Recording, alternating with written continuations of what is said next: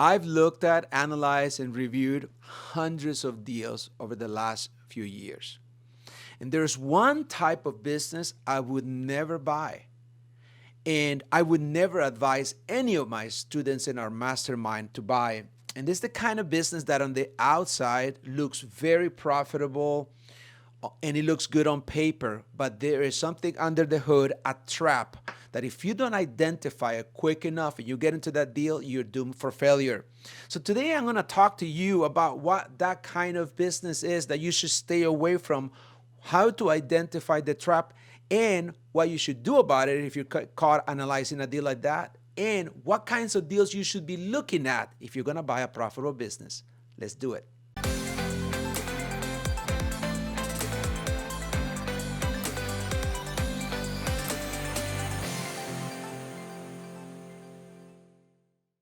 Hey everybody, welcome to my channel. I am your host, Leo Landaverde, business broker and commercial lender, helping you buy and scale a profitable business.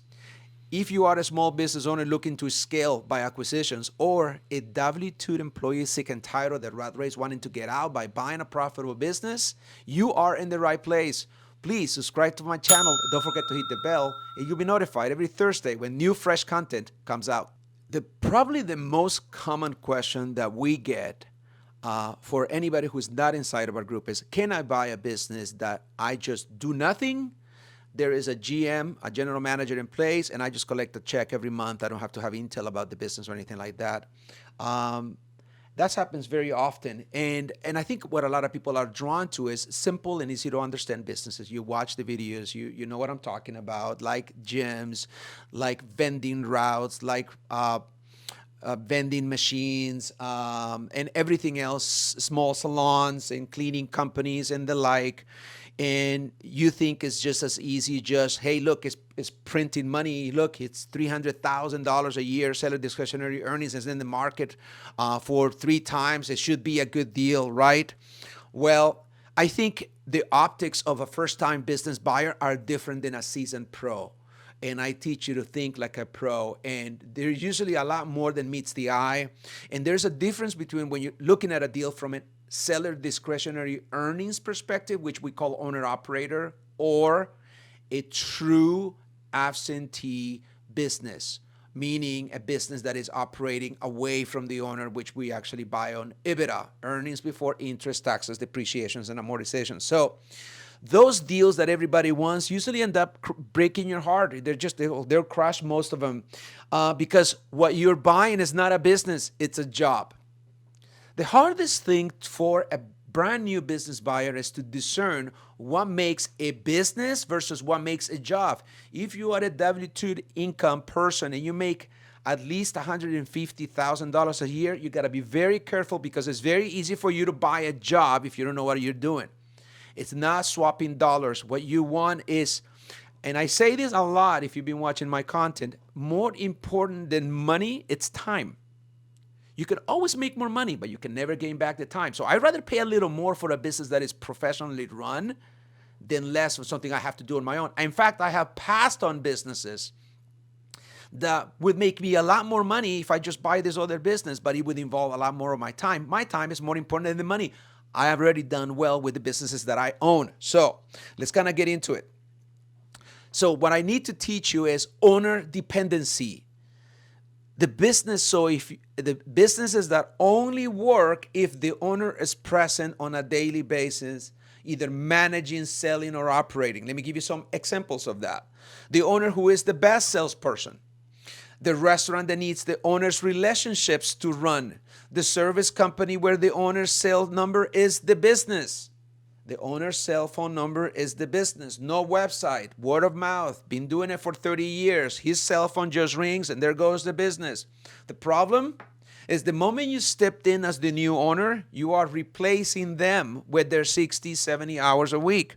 And inherently, those our businesses are going to burn you out. You don't want to fall into a situation that is where the existing seller is, I'm tired of working 60 hours a week, so I want to sell my business, but I'm going to spin it in a way that makes sense. So I'm saying I'm only working 20, 30 hours a week. And when in reality, they're putting in twice as many hours. Those are the kinds of traps that we help you identify. And there's ways to do that. And there's are things that we teach inside of our group, like telltale signs.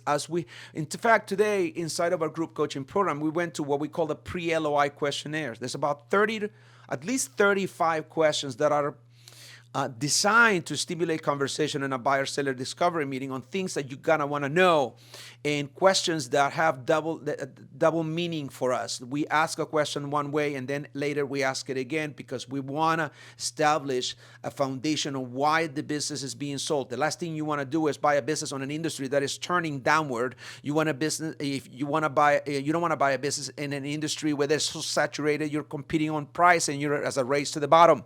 You don't want to be in an industry that is known for, they don't want systems and operations. They want the owner, and they want you to show up, not even your employees.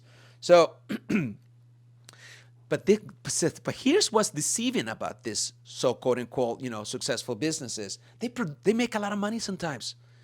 It's not uncommon for me to look at a business that is owner operated driven.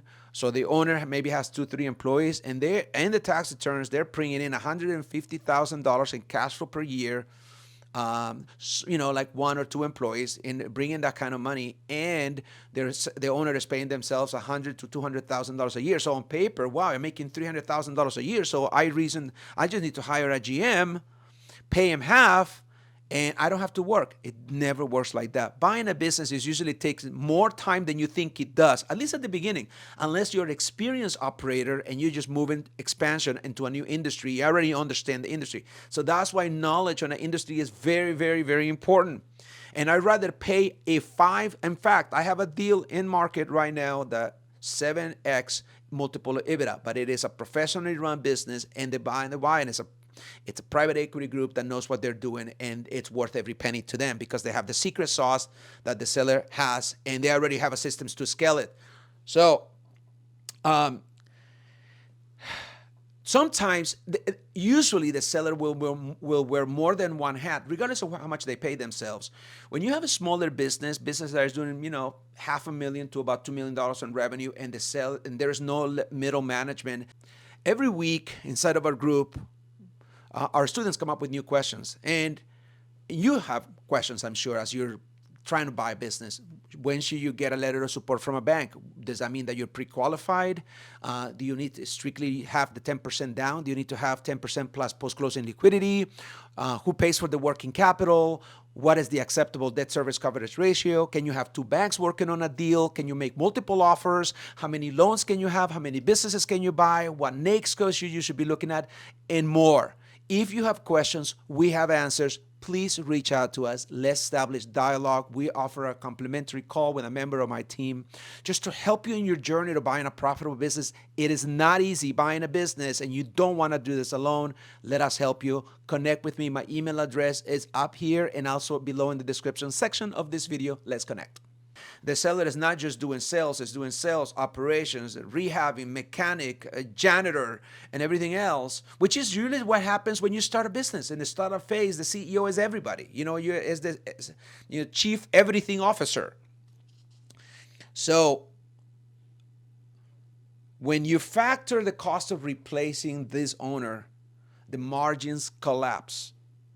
Now, you got to be careful also. One of the things that you say, hey, how many hours do you work a week on the business? Well, I probably put about 20 hours a week. And you realize that there's a business that has a lot of moving parts.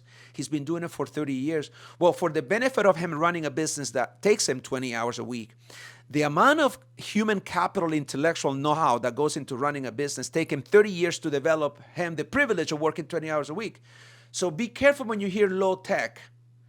Very few things are low tech. We demystify that. We pry open the business. We look at the engine. One of the questions that I ask a lot inside of our group is, tell me how money is made in the business. Do you understand how money is made? And that's important for you to understand. Now, if you don't know anything about this industry, you're trying to get in, you can be fed a lie. You wouldn't know it. So I always tell our students, look, date a few industries, but just married a couple. It's just, or take just one. For instance, I'm a single, basic one trick pony. There's only one type of business that I look at because I know a lot about it. I understand how it works.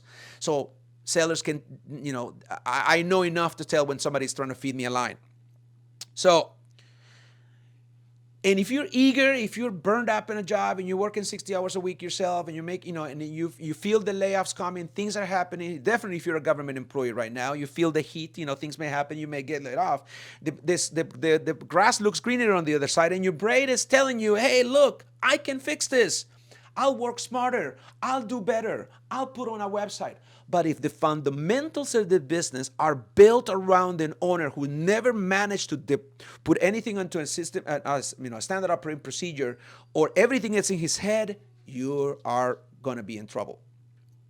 So, let me give you some examples. A few months ago, I spoke to a buyer outside of our group who had managed to buy a business. He was, an HVAC business doing about 1.2 million in revenue. The owner worked 70 hours a week and was only the estimator.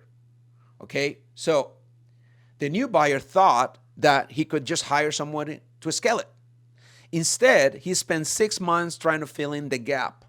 Lost 2 key clients, missed payroll once, ended up selling for a loss. So that's a tragic story, and it happens more often than not. He didn't buy a business, he bought himself someone else's identity.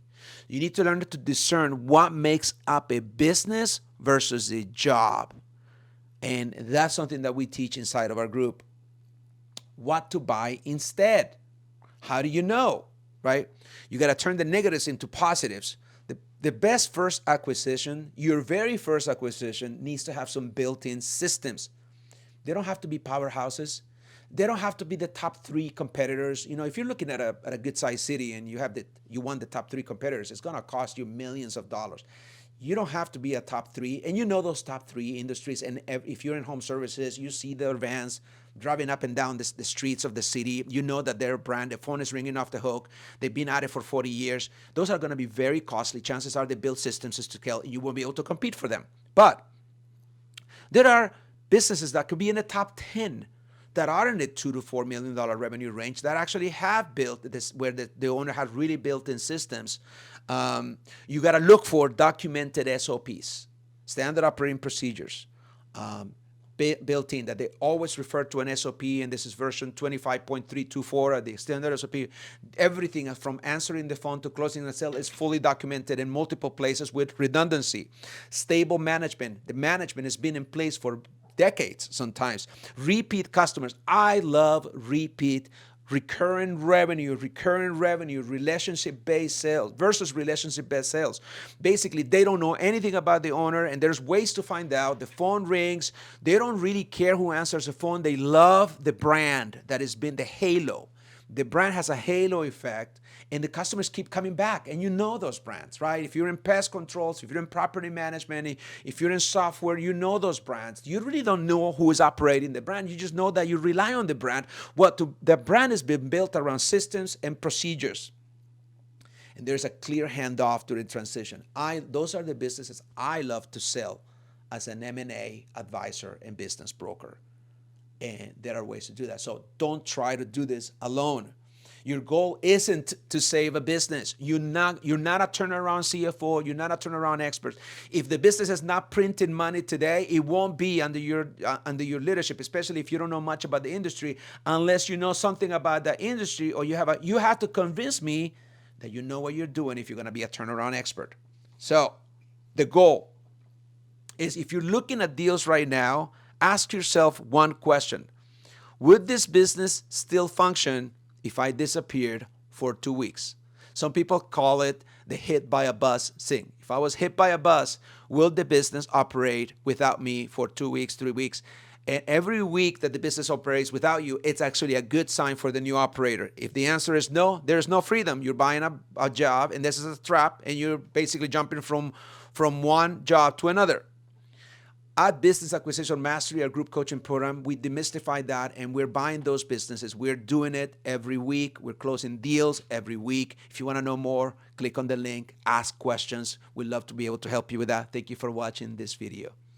Hey, so you want some free tools?